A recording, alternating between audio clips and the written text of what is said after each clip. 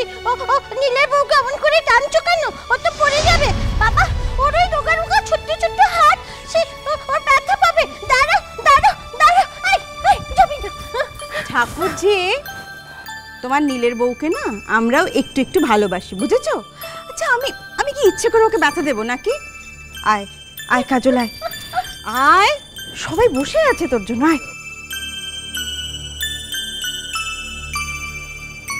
বাবা, এই যে কাজলকে এনেছি ধরে। হ্যাঁ কাজল, তোমার সঙ্গে আমার কিছু কথা আছে, আর সেটা আমি বাড়ির সকলের সামনেই বলতে চাই। বলো দাদু ভাই। তুমি যদি মুখে চলে যাওয়ার কথা বলো, তাহলে আমি আজ বিকেলে নিজে চলে যাব ঠিক করেছিলাম।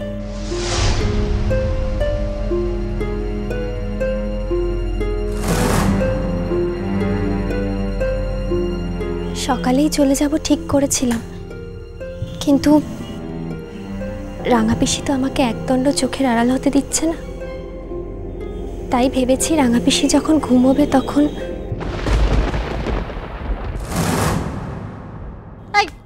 আমি ঘুমোলে তুই চলে যেতিস মানে? আমি ঘুমোলে তুই চলে যেতিস মানেটা কি?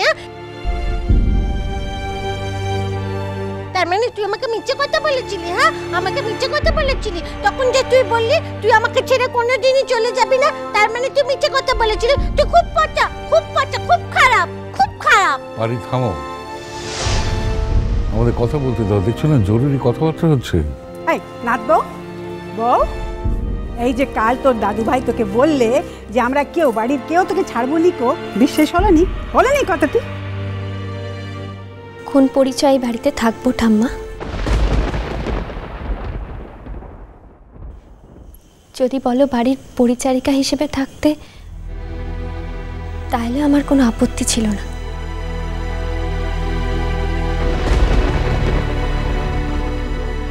যদি বিনু মামুনা এই ব্যাপারে জড়িয়ে থাকতো, কোনো কিছুর বিনিময়ে আমি বিনু মামুর মাথাটা হেট করতে পারবো না।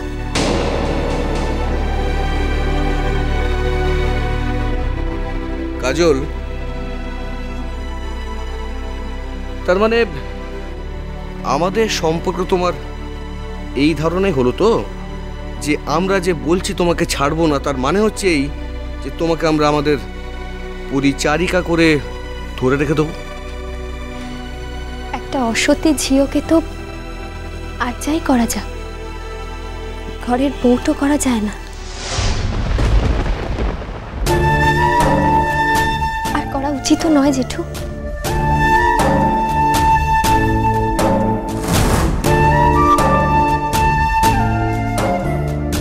কাজল, তোমার এই অভিমান হওয়া অন্যায় নয় মা।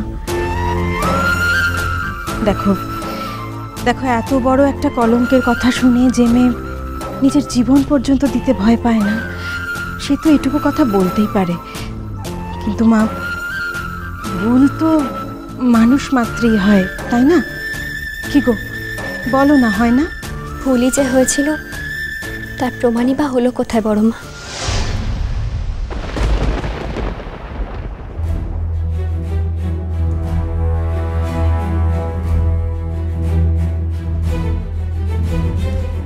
তার মানে শোনো নাথ বউ, আমরা কিন্তু বিশ্বাস করি না, আর বিশ্বাস করি নে তোমার ওই সব কলঙ্কের কথা, তাই না?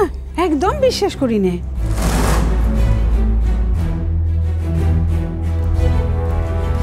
কেন ঠাম্মা? রাঙা পিসি আমাকে ভালোবাসে বলে?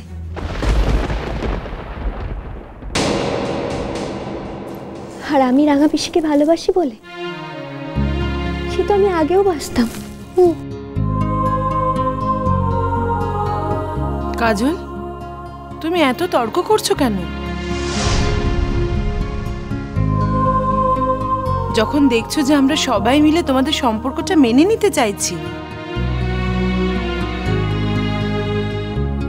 তর্ক করছি না মা,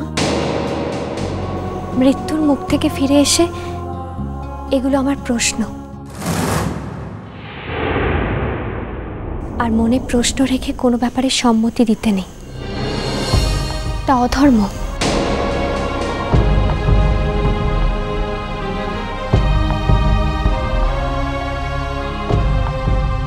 তার মানে বাবা ও এখন নীলকে কনসিডার করছে। তাহলে তো দেখছি এ ব্যাপারে আমাদের কথা বলাই বোধহয় ভুল হয়েছে। সেটা ভালো করে বুঝে নাও বাবা। আমার মনে হয় নতুন করে আর কোনো ভুল করাটা ঠিক হবে না।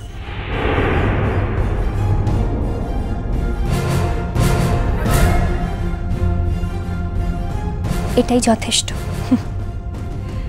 নিজের দর বাড়াচ্ছে মেচকা।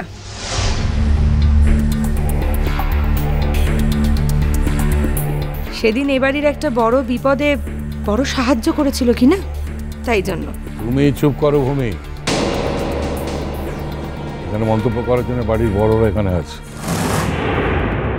ওমে কাজল, দেখো তোমার বিয়ের তারিখটা আমরা কিন্তু 27 তারিখ একদম ঠিক করে ফেললুম। তুমি এটাকে আর উল্টোপাল্টা করে দিও নি কো। এ ব্যাপারে মোর একার মত দেওয়ার কোনো অধিকার নেই ঠাম্মা। মানে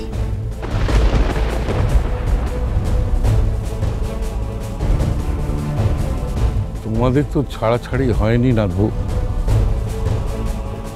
তাই তো মতামতের কোনো প্রশ্নই ওঠে না। ওঠে দাদু ভাই। কাল যদি তোমাদের বা তোমাদের নাতির আবার মনে হয় যে মুখে বিয়ে করে ও চরম ভুলটা করেছে, তাহলে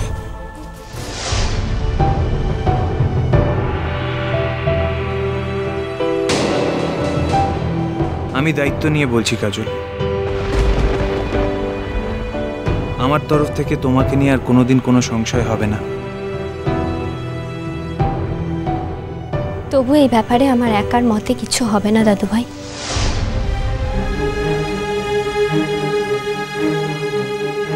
তাহলে কি ডিঙাবাসী থেকে তোমার মা, গ্রামের লোক সবাইকে আসতে বলতে হবে নাকি? না বাবা, আমি চাই না যে আমার মা বা আমার গ্রামের কেউ আর কোনোদিন এই বাড়ির চোখ কাট মারাক।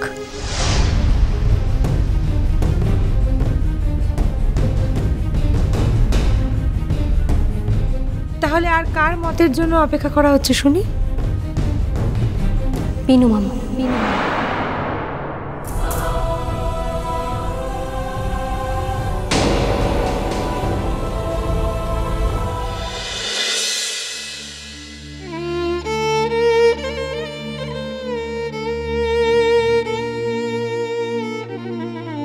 কেঁদো না উর্বশী, কেঁদো না।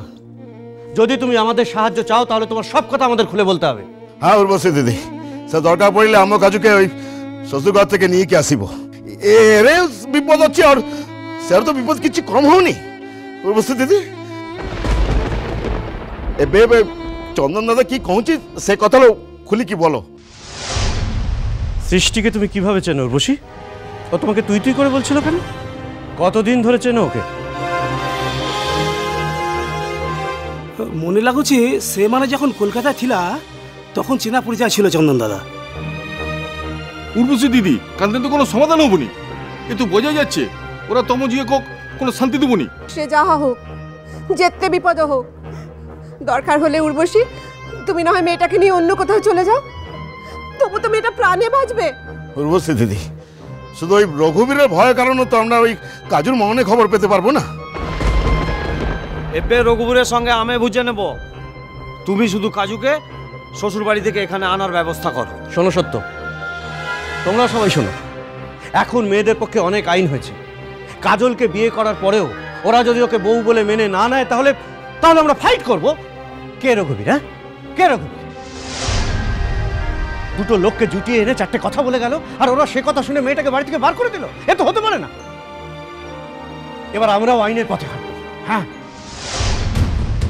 কলকাতায় এখন থাকি না বলে আমাকে সাহায্য করার মতো কলকাতায় কেউ নেই, এ তো হতে পারে না।